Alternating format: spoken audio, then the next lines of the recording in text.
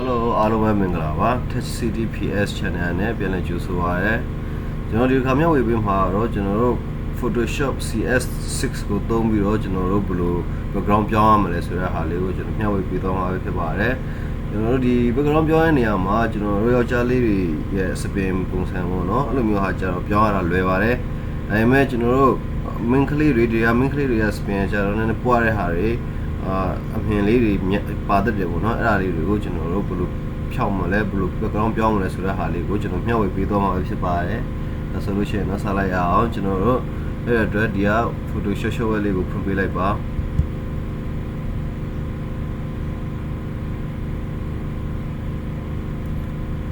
ပြီးတော့ခါကျွန်တော်တို့ပြင်မဲ့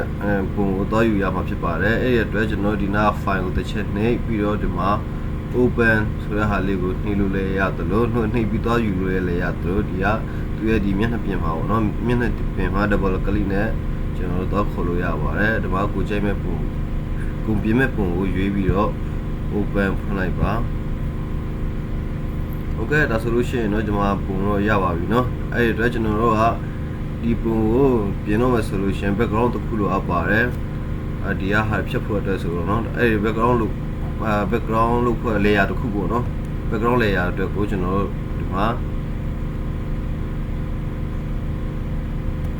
file new ပေါ့เนาะဒီ layer တစ်ခုသွားယူရမှာဖြစ်တယ်ဒီဟာနှိလို့လည်းရပါတယ်ဒါပေမဲ့အခုကျွန်တော်ကကျတော့သူ့ရဲ့ဒီပုံအတိုင်းပေါ့เนาะ quality site လေးကိုကျွန်တော်လိုချင်တဲ့အတွက် keyboard ထက်က control shift n နှိလိုက်ပါဒါဆိုလို့ရှိရင်တော့ဒီမှာ okay နှိလိုက်လို့ရှိရင်ဒီမှာသူ့ဟာနဲ့ layer တစ်ခုပေါ်လာပြီပေါ့เนาะဒါဆိုတော့အဲ့ layer လေးကိုကျွန်တော်တို့ background လေးထည့်ပေးပါမယ်ဒါဆိုလို့ရှိရင်တော့ကျွန်တော်တို့ဒီနားလေးကဒီဟာလေးเนาะဒါလေးကိုတစ်ချက်နှိကိုကြိုက်တဲ့အကြောင်းကိုရွေးပြီးတော့ရွေးပြီးလိုက်ပြီးတော့ okay ပေးလိုက်ပါပြီးခါလို့ရှိရင်တော့ဒီနားလေးကဒီနေရာလေး save ပုံစံလေးနဲ့ပေါ့เนาะဒီကအဲ့လေးကိုတစ်ချက်ရွေးပေးလိုက်ပါပြီးတော့ခါဒီပုံမှာတစ်ချက်နှိပေးလိုက်ပါဒါဆိုလို့ရှိရင်တော့ background ထည့်ပေးသွားဖြစ်ပါပြီဆိုတော့ကျွန်တော်တို့ဒီ background ပေါ့နော်ဒီ background ကိုကျွန်တော်ပြင်မှာဖြစ်တဲ့အတွက်ဒီဟာတော့ background ပြင်မှာဖြစ်တဲ့အတွက်ကျွန်တော်တို့ဒီအပေါ်နဲ့အောက်ကိုချိန်ရမှာဖြစ်ပါတယ်ဒီရုပ်ပုံပါတဲ့ဟာကိုပုံမှာထားချင်တာပေါ့နော်ဒါပေမဲ့ဒီမှာအခုကဒီဟာ background ကပေါ်ရောက်နေတယ်နော်ဒီ color နဲ့ဟာဒါဆိုလို့ရှိရင်ဒါကိုကျွန်တော်ဒီလိုမျိုးအောက်ကိုချိန်ပေးရမှာဖြစ်ပါတယ်ဒါပေမဲ့အခုကချိန်လို့မရဘူးဒီလိုမျိုးချိန်လို့မရဘူးဘာဖြစ်လို့လဲဆိုတော့ဒါကဒီ dot လေးရှိနေလို့ပေါ့နော်အဲ့ဒီ dot ကိုရင်ဖြုတ်ရမှာဖြစ်ပါတယ်အဲ့ဒီ dot ကိုဖြုတ်ဖို့အတွက်ကျွန်တော်ဒီနေရာလေးကို double click နှစ်ချက်နှိပ်လိုက်ပါ double click နဲ့နော်ပြီးတော့ okay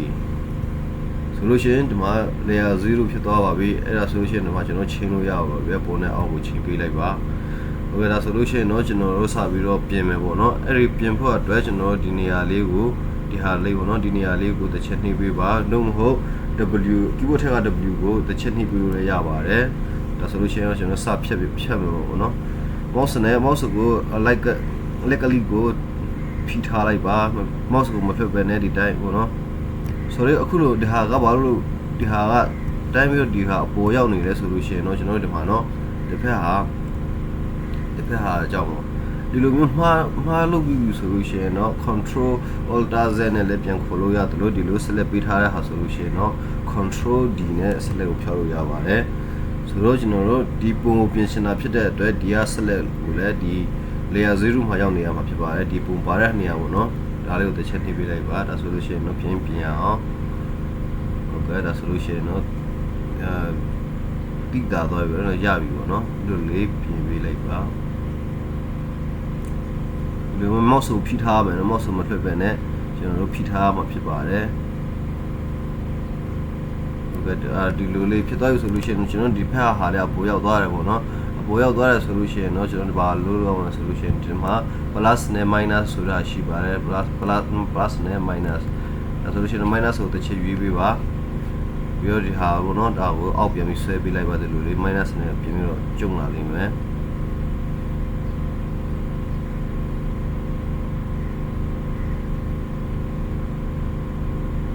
ပြီးတော့ဒီနားလေးမှာလည်းကျွန်တော်ပြင်ပြီးခေါ်ပေးလိုက်မယ်နော်ပြီးတော့ plus ပြန်ရွေးမယ်တိကျလေးလုပ်ပေးပါနော်ဒါမှမဟုတ်ဆိုလို့ရှိရင်တော့ဟိုဟာမပါလိုက်ဒီဟာမပါလိုက်ဖြစ်ကုန်လိမ့်မယ် minus ဒါလေးကိုပြန်ခေါ်မယ် plus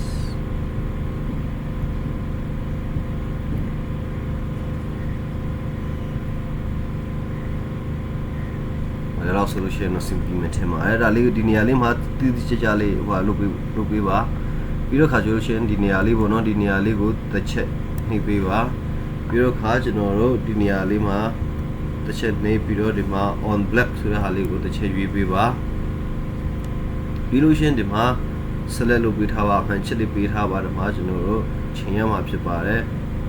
ဒီဟာဘာကွာတယ်လဲဆိုလို့ရှိရင်တော့ကျွန်တော်ဒီလိုရွှေ့လိုက်တာနဲ့ဒီရွှေ့လိုက်တာဒီဘေးနားလေးဟာလေးကိုကြည့်ကြည့်လိုက်နော်ဒီဘေးနားလေးဟာလေးကိုကြည့်ကြည့်လိုက်အတိုးအလျှော့လေးတွေရှိလာမှာပါအဲ့ဒါလေးကို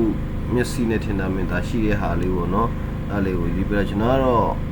ဒီ 1.6 လောက်နဲ့ပဲထားပေးလိုက်မယ်ပြီးတော့ခါကျွန်တော်ဒီဟာစဝိုင်းလေးပေါ့နော်စဝိုင်းလေးနဲ့ဒီလို box နဲ့ဖြီးပြီးတော့ဒီနားလေးကိုပြင်มาပြပါတယ်အဲ့ဒီစဝိုင်းလေးကတကယ်လို့တီးနေတယ်ဆိုလို့ရှိရင်ဒီနားလေးမှာပေါ့နော်ဒီနားလေးမှာ site ရှိပါတယ်ဒါလေးကိုတစ်ချက်နှိပ်ပြီးတော့အကြည့်အသိပြန်ချိန်လို့ရပါတယ်ကျွန်တော်ကဒီတိုင်းသုံးလို့ပေါ့နော်ဒါဆိုလို့ရှိရင်ကျွန်တော်စပင်ကိုစပြင်ပါမယ်ဒါ mouse ကိုဖြီးထားတော့ mouse မလွှတ်နဲ့ mouse ကိုmouse ရဲ့ right click ကိုဖြီးထားပြီးတော့ဒီမှာကိုပြင်မဲ့ဟာကိုဒါဆိုလွှတ်ပြီးတော့ဘယ်နာလိုသေးလဲဆိုလို့ရှိရင်ဒီနားလေးနည်းနည်းလိုနေသေးတယ်နော်ဒီမှာဒီလိုလေးဟာလေဒါဆိုလို့ရှိရင်ဒီနားလေးမှာတစ်ချက်ပြန်ပွတ်ပေးလိုက်ပေါ့နော် mouse နဲ့ကျွန်တော်စီပြီးတော့ထင်ပါတယ်နောက်မှနည်းလို့နော်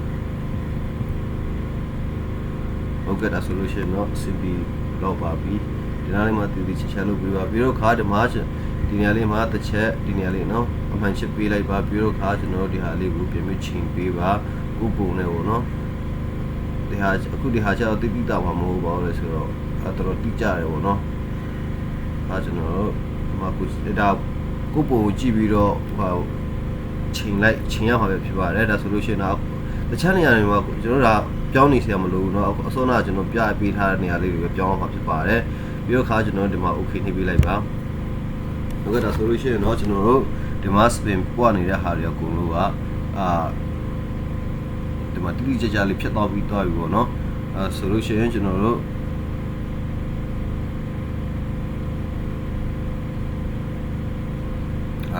ဟုတ်เนาะ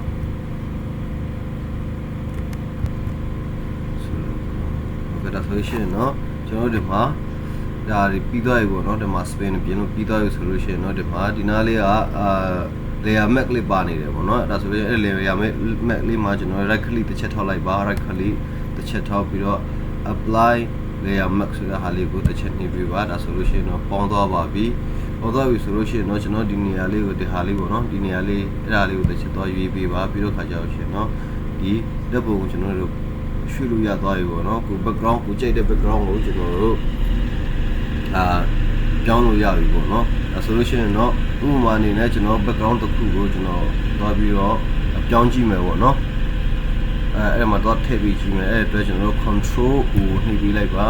control ကိုနှိပ်ပြီးတော့အဆန်းနဲ့ပဲကျွန်တော်လုပ်ပေးလိုက်မယ်နော်ဒါဟာလေးပဲရှိရဆိုတော့ဒါလေးကိုယူလိုက်ပါပြီးတော့ကျွန်တော်တို့အစွမ်းတော့ဒါလေးဒီဟာလေးကိုယူဒီလိုလေးပေါ့နော်ဒီလိုလေးထားလို့ရပါတယ်โอเคဒါဆိုလို့ရှိရင်တော့ဒီဟာဘယ်လိုဖြတ်ရလဲဘယ်လိုယူရလဲဆိုတဲ့ဟာလေးကိုနားလည်မယ်ထင်ပါတယ်တခြားပုံတွေကိုလည်းကျွန်တော်အခုပြပေးထားတဲ့အတိုင်းပဲပေါ့နော်ကျွန်တော်တို့အခုကျွန်တော်ပြပေးထားတဲ့အတိုင်းကိုကျွန်တော်လုပ်လို့ရပါတယ်လို့ဟုတ်ကဲ့ဒီဟာအခုသင်ခန်းစာလေးကိုအားလုံးနားလည်မယ်လို့မျှော်လင့်ပါတယ်ဟုတ်ကဲ့အခုလိုမျိုးကျွန်တော်ဗီဒီယိုကိုအစနဲ့အဆုံးထိကြည့်ပေးတဲ့အတွက်အများကြီးကျေးဇူးတင်ပါတယ်နောက်ဗီဒီယိုမှာကျွန်တော်တို့ပြန်ပြီးတွေ့ကြပါမယ်ဒီကျွန်တော်ရဲ့ channel လေးကိုလည်း subscribe လေးလုပ်ပေးကြဖို့အတွက်တောင်းဆိုချင်ပါတယ်အားလုံးကျေးဇူးတင်ပါတယ်ခင်ဗျာ